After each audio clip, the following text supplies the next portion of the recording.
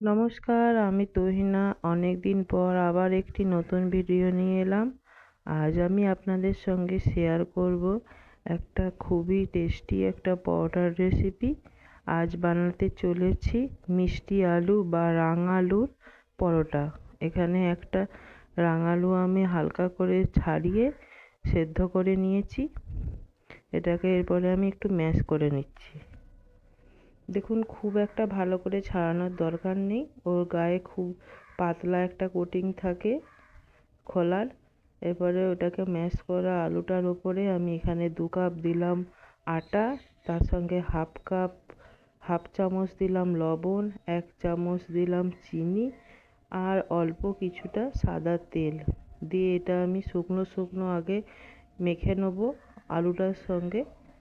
তারপরে আমি অল্প অল্প জল দিয়ে একটা নর্মাল, যেমন আটা পরোটার ব্যাটার মাখা হয় সেরকম একটা শক্ত ডো বানিয়ে নিচ্ছি।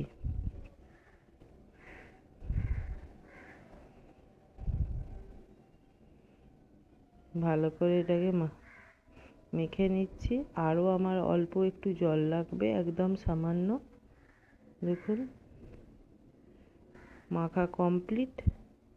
এরপরে আমি অল্প একটু সাদা তেল ওপরে মাখিয়ে এটা 15 থেকে 20 মিনিট একটু রেস্টে রাখবো ঢাকা দিয়ে।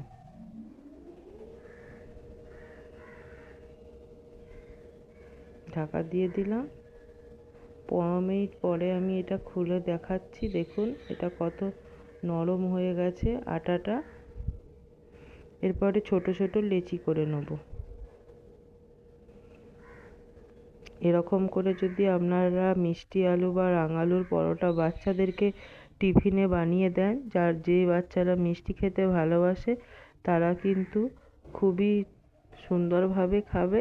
আর এটা কিন্তু স্বাস্থ্যের জন্য খুব উপকারী একটা রেসিপি। বাচ্চাদের জন্য, বড়রাও খেতে পারেন। দেখুন, একটা আমি পরোটা বানিয়ে নিয়েছি। তিকোনা পরোটা আমি বানাচ্ছি এখানে। এবারে উল্টে পাল্টে ভালো করে এটাকে সেঁকে নিচ্ছি। এবারে ওপর থেকে তেল দিয়ে একটু ভালো করে মাখিয়ে নেব। আর সব কটা পরোটা আমার কিন্তু খুব সুন্দরভাবে ফুলেছিল আর খুব সফটও হয়েছিল। দেখুন, ভালো করে তেল ব্রাশ করে নিচ্ছি, ওপর পিঠটাও তাই করলাম। দেখুন পরোটাটা কত সুন্দর ফুলছে। তৈরি হয়ে গেল একটা পরোটা। আরও একটা আমি বানিয়ে নিচ্ছি। এটাকেও আমি সেমভাবে বানাবো। ভালো করে একটু তেল ব্রাশ করে নিচ্ছি। দেখুন কতটা সুন্দর ফুলেছে তা পরোটাটা।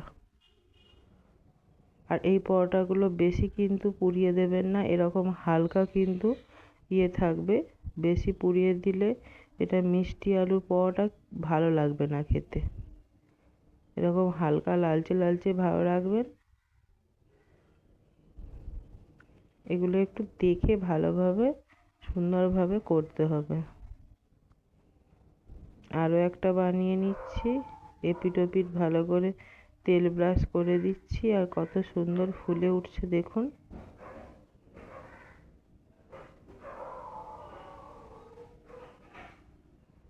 দেখুন